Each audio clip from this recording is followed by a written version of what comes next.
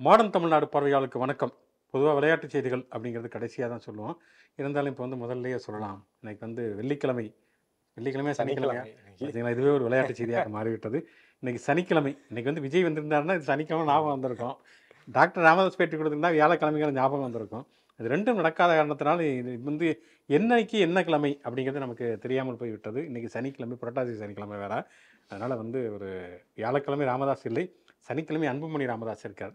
அவர் ஒரு அற்புதமான ஒரு மகோன்னதமான ஒரு கருத்தை விதித்திருக்கிறார். என்னன்னா, தெருக்களுக்கு சாதி பெயர்களை நீக்குவது அப்படின்னு சொல்லி அரசாணை வெளியிட்டிருக்கிறார்கள். அது குறித்து நிறைய விவாதங்கள் நடைபெற்றிருக்கிறது. இப்போ சமீபத்தில் கூட ஜிடி நாயுடைய பேரில் மேம்பாலம் திறந்தாங்க. அது சரியா தவறா அப்படிங்கிற மாதிரியான நிறைய விவாதங்கள் போகுது. அது ஒரு பக்கம், அது வந்து கண்டிப்பாக விவாதிக்கப்பட வேண்டியது. ஆனால் இவர் அன்புமணி ராமதாஸ் என்ன சொல்லியிருக்காரு, சட்டம் போட்டெல்லாம் ஜாதியை ஒழித்து விட முடியாது, சாதி ஒழிப்பு என்பது இயல்பாகவே வந்துவிட வேண்டும் அப்படின்னு இருக்கிறாரு. எப்படி இப்படிலாம் சிரிக்காமல் சொல்கிறாரு அப்படிங்கிறது தெரில. ஏன்னா இது சாதி ஒழிப்பில் நம்பிக்கையுள்ள முற்போக்காளர்கள் சொன்னால் பரவாயில்ல, முழுக்க முழுக்க ஒரு சாதிய அரசியலையே செய்து கொண்டிருக்கக்கூடிய அன்புமணி ராமதாஸ் இதை சொல்வது எந்த விதத்தில் நியாயம்னு தெரில. பாட்டாளி மக்கள் கட்சியை வந்து ஆரம்பிக்கிற பொழுது ராமதாஸ் அது வந்து சாதிய ரீதியாக அணிதிரண்டு தங்களுடைய உரிமைகளுக்காக போராடுவது, இடஒதுக்கீட்டுக்காக போராடுவதுங்கிறத கூட நம்ம புரிஞ்சுக்கலாம். ஆனால் தங்களுடைய சாதி ஆதிக்கத்தை உறுதி செய்து கொள்வது, தனக்கு கீழே உள்ள சாதிகளை ஒடுக்குவது இருக்கு இல்லையா, அதுதான் மிக மோசமான ஒரு சாதிய மனநிலை. தொடக்க காலத்தில் ராமதாஸ் வந்து தலித்துகளை வந்து அவங்களுக்கு அரசியல் அதிகாரம் வேண்டும், அவங்க வந்து தீண்டாமல் இருக்கக்கூடாது, வன்னியருடைய தெருக்களை வந்து தலித்துடைய பிணங்களை எடுத்து செல்வது, இந்த இதெல்லாம் பண்ணார். அம்பேத்கர் சிலைகள்லாம் திறந்து வைத்தார். ஆனால் அன்புமணி ராமதாஸுக்கு அதில் ஒரு பைசா, ஒரு பெர்சன்டேஜ் கூட அவர் பண்ணவே இல்லை. இன்னும் சொல்ல போனால் வந்து அவர் அக்கினி சட்டியில் தான் பிறந்தோங்கிறத பெருமையை வந்து ஏவியெல்லாம் போட்டிருந்தாங்க. இப்போ சாதியை காப்பாற்றி கொண்ட சட்டத்தால் மட்டும் ஜாதி ஒழிக்கக்கூடாதுன்னா அது என்ன விதமான ஒரு ஸ்டேட்மெண்ட் அப்படிங்கிறது நமக்கு புரியலை. அதனால் இது வந்து ஒரு விளையாட்டுன்னு சொல்லலாம், ஒரு விபரீதம் அப்படின்னும் சொல்லலாம். அக்னி செட்டிலாம் ஒரு டேட்டூவே போட்டிருக்காரு. அது தெரியிற மாதிரிலாம் தூக்கி வச்சுக்கிட்டு அழுகுற மாதிரி வீடியோக்கள்லாம் போட்டு பிரபலப்படுத்தினாரு. இப்போ வந்து ஒரு பயணம் போகிறாரு. அந்த பயணம் பேரே என்னன்னு நமக்கு தெரியாத அளவுக்கான ஒரு பயணம் அது. அந்த பயணம் பூரா போய் வந்து குறிப்பிட்டு வெளிப்படையாகவே வந்து வன்னியர்கள் பாமகக்கு தான் ஓட்டு போடணும், வன்னியர்கள் வந்து வேற கட்சிக்கு ஓட்டு போகக்கூடாது அப்படின்ட்டு அந்த ஜாதிய மனநிலை அவங்களே படித்து சென்னைக்கு வேலைக்கு வர்றது, வேற வேற நிறுவனங்களுக்கு போகிறதுன்னு இருந்தாலும் அவர் மறுபடியும் வந்து இந்த தாய் மதத்துக்கு திரும்புங்கிற மாதிரி வந்து வன்னியர்னு சொல்லி ஜாதியை அடிப்படையாக வச்சு தான் அந்த கூட்டத்தையே சேர்த்து அதை வந்து ஓட்டுகளாக மாற்றுற வேலையை வெளிப்படையாகவே பண்ணிக்கிட்டு இருக்காரு. அவர் அந்த சமூக நீதி, அந்த பேர் மாற்றம் குறித்து பேசும்போதும் வந்து ஜாதி ஒழிப்பு, ஜாதியை வந்து இல்லாமாக்கணும் அப்படிங்கிற வார்த்தையெல்லாம் வரல. சமூக நீதிங்கிறத மட்டும் ஒரு சேஃபாக யூஸ் பண்ணிப்போம் அப்படிங்கிறாரு. ஏன்னா சாதியை ஒழிஞ்சிச்சுன்னா அதோட சேர்த்து பாமகவும் ஒழிஞ்சிரும். அதனால வந்து அதுதான் அவங்களுக்கான அக்னி அந்த பேர் என்ன சொல்லுவாங்க, அதுதான் அச்சய பாத்திரமே. அந்த ஜாதிங்கிறது தான் அந்த கட்சிக்கு ஆக்சிஜனே. அதனால வந்து இப்படி ஏதாச்சும் ஜாதியை ஒழிக்கிறதுக்கான வேலைகள் 1-2 அங்கே நடந்துச்சுனாக்க நிச்சயம் அவர் எதிர்ப்பு குரல் எழுப்புறதுல ஆச்சரியம் இல்லை. அதனால் அன்புமணியுடைய விளையாட்டு செய்தி கூட நம்ம சோக ஆரம்பிப்போம். இது முச்சந்தி நான் உங்கள் சுகுணாதிவாக. நான் அலெக்ஸ் பாண்டியன்.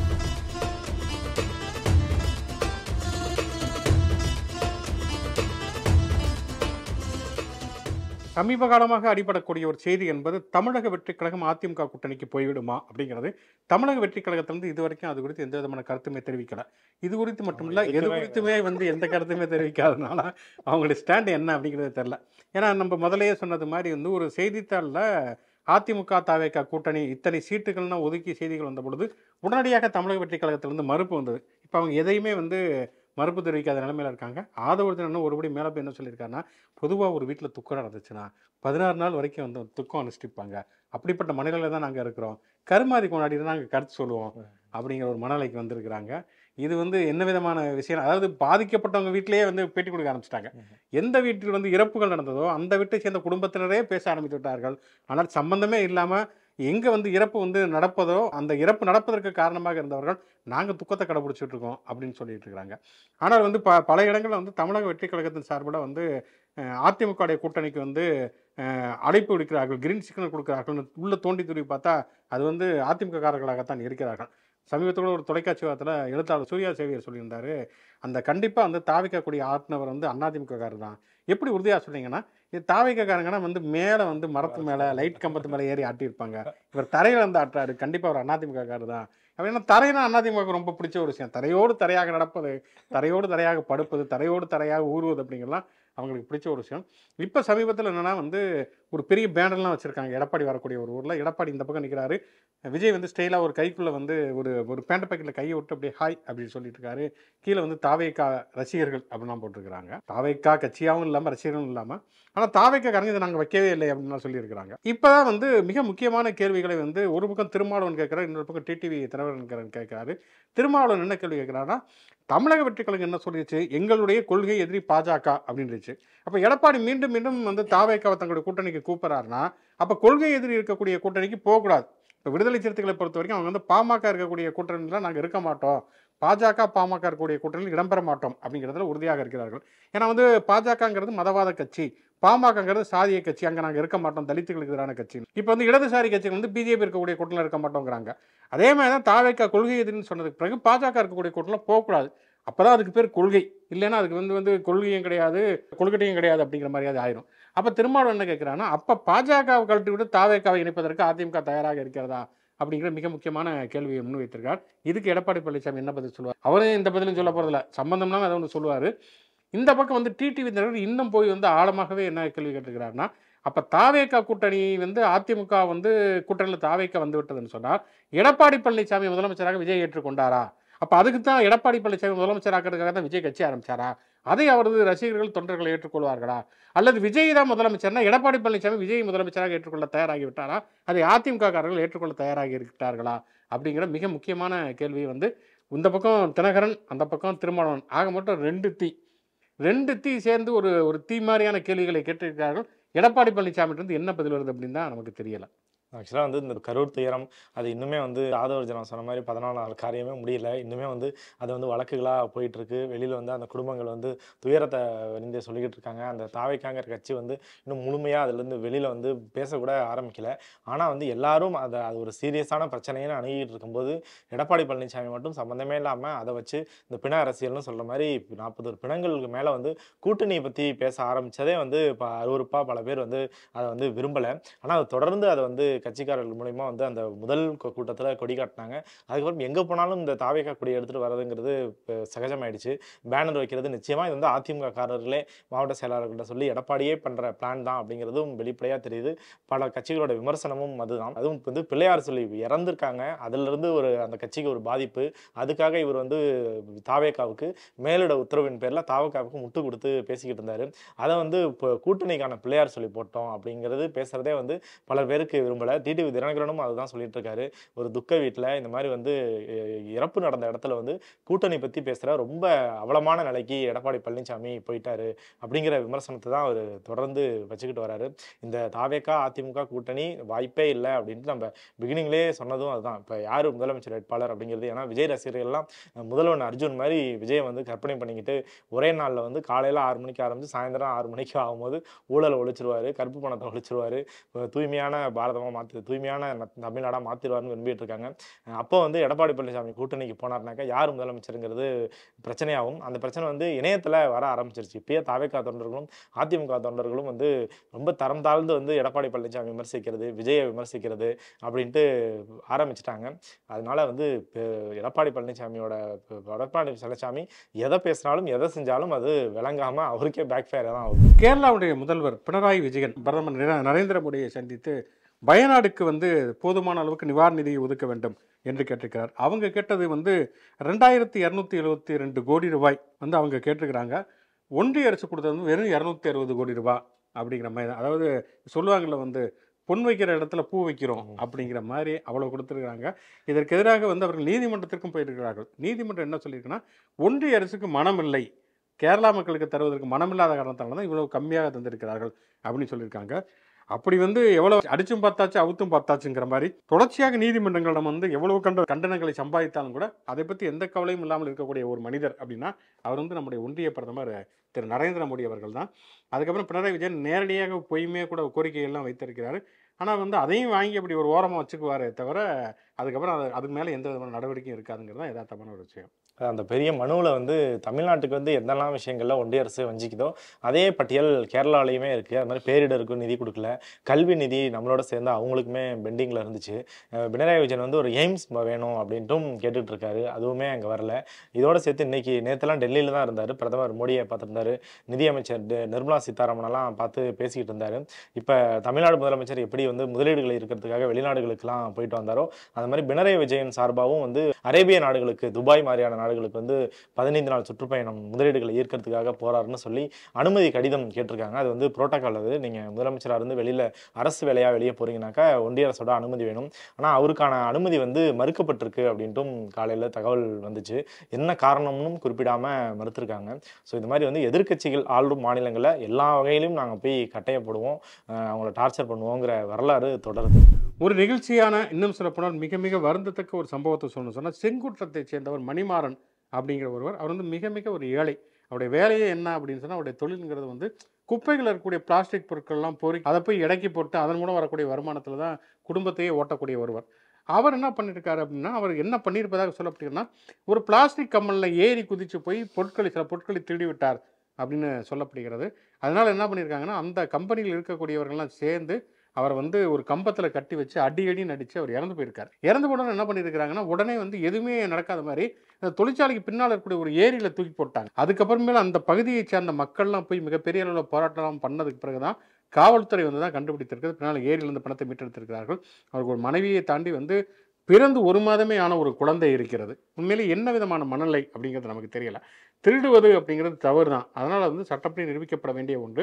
ஒருவர் வந்து ஒரு வறுமையினுடைய விளிம்பில் இருக்கக்கூடிய ஒருவர் வேறு வழியில் பிழைக்க வழி இல்லாமல் ஒரு திருடிட்டாலுமே கூட அவர் வந்து காவல்துறையிடம் பிரித்து கொடுத்து சட்டப்படி நடவடிக்கை எடுக்கப்பட வேண்டும் அப்படிங்கிறது தான் அடிப்படையான ஒரு விஷயம்.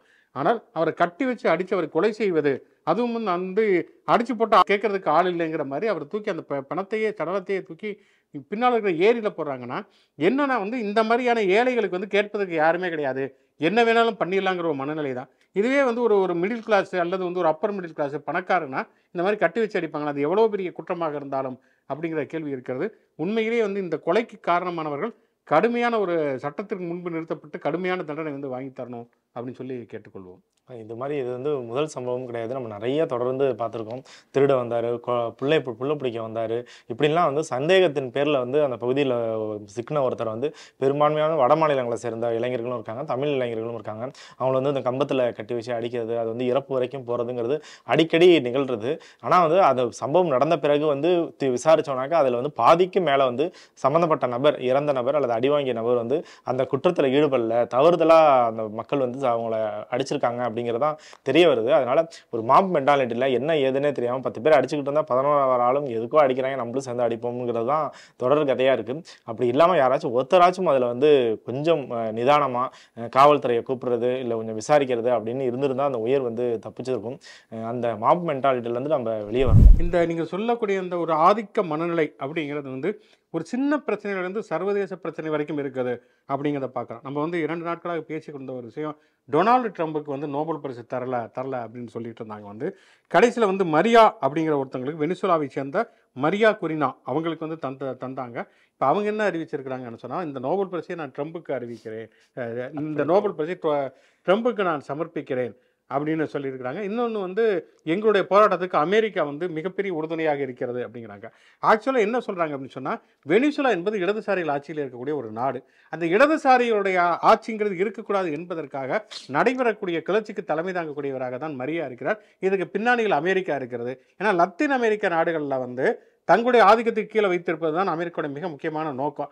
அப்போ வந்து லத்தீன் அமெரிக்க நாடுகளில் இருக்கக்கூடிய கம்யூனிஸ்ட் கட்சி தலைவர் தான் அமெரிக்காவுடைய ஆதிக்கத்துக்கு சவால் விடக்கூடியவர்களாக இருந்தார்கள். முதல்ல பார்த்தோன்னா கியூபா வந்து மிக மிக சின்ன நாடு. ஆனால் அது வந்து ஃபிடல் காஸ்ட்ரோ வந்து அவ்வளோ தூரம் வந்து வலிமையாக இருந்தார். இன்றைக்கு வரைக்கும் கியூபாங்கிறது அமெரிக்காவுடைய ஆதிக்கத்துக்கு கட்டுப்படாமல், இத்தனைக்கும் சொல்லப்போனால் கியூபாவை வந்து நசுக்கக்கூடிய வகையில் அவ்வளவு பொருளாதார தடைகளை போட்டார்கள். வந்து ஏற்றுமதி இருக்கக்கூடாது, இறக்குமதி கூடாதுன்னு அத்தனை தடைகளை போட்டாலும் கூட அங்கே வந்து ஒரு சுயச்சார்போடு வந்து கியூபா இருக்கிறது அப்படிங்கிறத பார்க்கலாம். அங்கே வந்து உயர்கல்வியிலிருந்து மருத்துவம் வரைக்கும் இலவசமாக தருகிறக்கூடிய அளவுக்கு ஒரு மக்கள் நல அரசாங்கங்கிறது கியூபாவில் இருக்கிறது.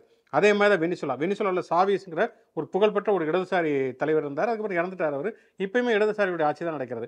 அப்போ என்னன்னா வந்து இடதுசாரி ஆட்சிகளை வந்து ஒழிப்பது அங்கே வந்து சர்வதிகாரம் ஜனநாயகம் இருக்குதுங்கிற பிரச்சனையை பற்றி பேசுங்கிறது வேற. ஆனால் இடதுசாரி ஆட்சிகளை வந்து ஒழிப்பது, அதற்கு எதிரான போராட்டங்களை வந்து தூண்டுவது அப்படிங்கிறது பின்னாடி அமெரிக்கா இருக்கிறது. இந்த நோபல் பரிசு என்பதை வந்து ஒரு கம்யூனிஸ்ட் எதிர்ப்பு மனநிலையிலிருந்து கொடுக்கப்பட்டிருக்கிறதா அப்படிங்கிற ஒரு சந்தேகமே வந்து பொதுவாக இடதுசாரிகள் மத்தியில் வந்து எழுகிறது.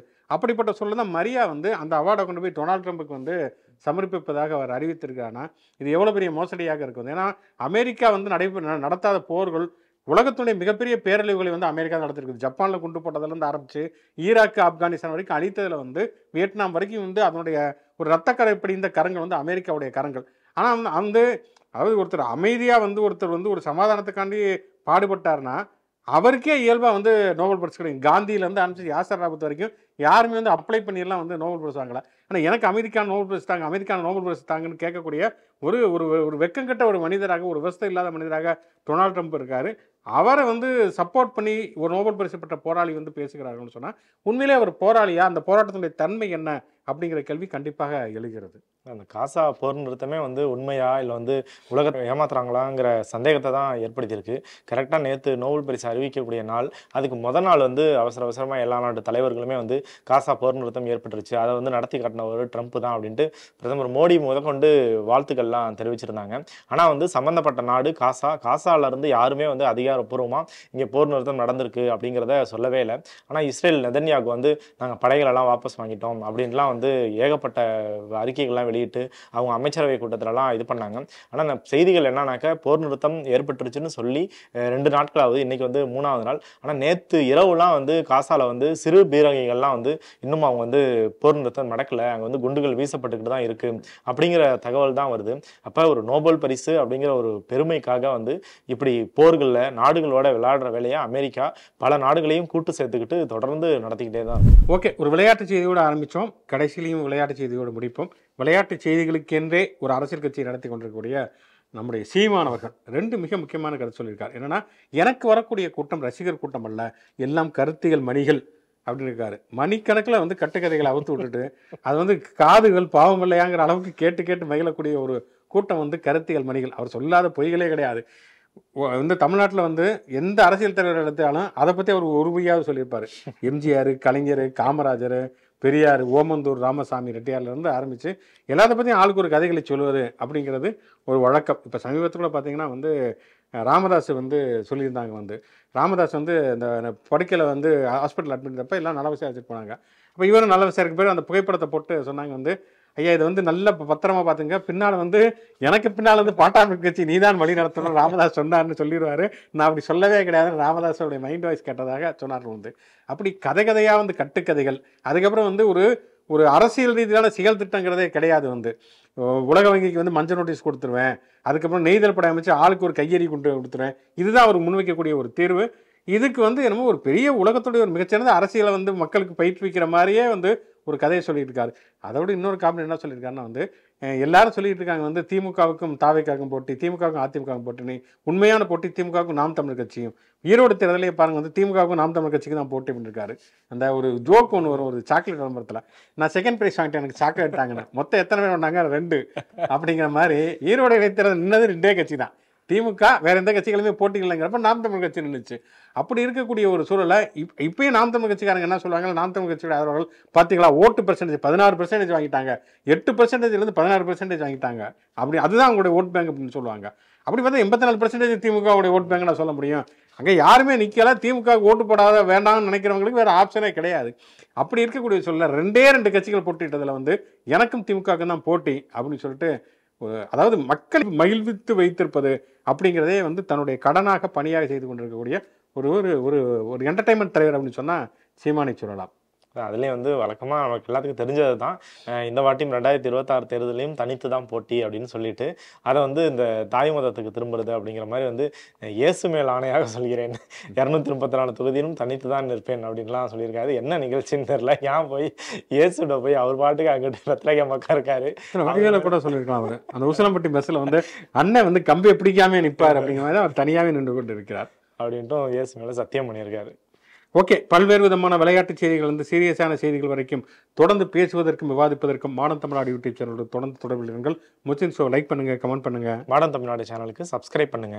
யூடியூப் மாதிரியே மற்ற சமூக இணையதளங்களையும் நமக்கான பேஜஸ் இருக்கு, அங்கேயும் லைக் பண்ணி ஷேர் பண்ணி உங்களோட ஆதரவை தொடர்ந்து கொடுங்க. மீண்டும் முடிவில் சந்திப்போம். நன்றி.